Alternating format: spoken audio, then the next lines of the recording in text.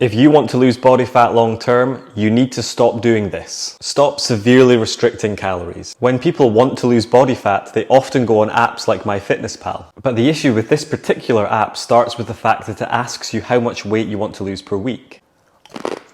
Naturally, most people select the highest option, which is a kilogram or 2.2 pounds per week. In order to achieve that rate of weight loss, you need to drastically reduce your calorie intake. 1200 calories per day seem to be the most popular targets that the app gives you. While this puts people in a calorie deficit, which you need to lose body fat, it's an unnecessarily huge deficit. Your diet doesn't need to be this restrictive to be effective. In fact, all this does is guarantee extreme hunger, fatigue, and misery. When your energy levels are so low from ultra restricting the amount of calories you eat, it's a natural reaction to want to eat a large amount of calories. Usually the combination of sugar and fat provides fast digesting, dense energy that our body tells us we need. Say hello to an entire packet of donuts and 1,000 calories. Or this pack of biscuits, which amounts to 700 calories. You want to eat these in abundance because your body, in the quickest way possible, is trying to make sure you don't starve. That, coupled with the fact that these things taste amazing. This is one of the less psychological causes of binge eating. It's kind of like your body's playing catch up on energy and satiety. How many people do you know who eat ultra restrictive, miserable diets from Monday to Friday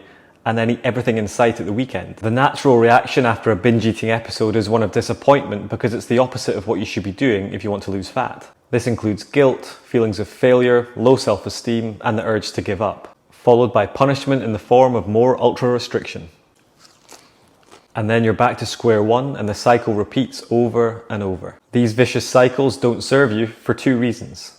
One, your fat loss goal is never successful long term. While you're in a huge deficit most of the time, these binges create a huge surplus to cancel it out. Two, this entire process destroys your mental health. The whole concept of having to endure punishment to get success makes no sense. The truth is, many of us could eat a lot more calories than we think and still be in a calorie deficit to achieve fat loss. If you use my free online calculator, link in bio, it'll give you a sustainable target based on your physical stats and activity level. This is a much more sustainable approach that will still ensure that you achieve your goal, but won't tear your mental health to shreds and leave you hungry and miserable. Fat loss may appear slower on paper, but ironically it's much faster in the long run. This is simply because you're able to sustain it rather than repeatedly stopping and starting.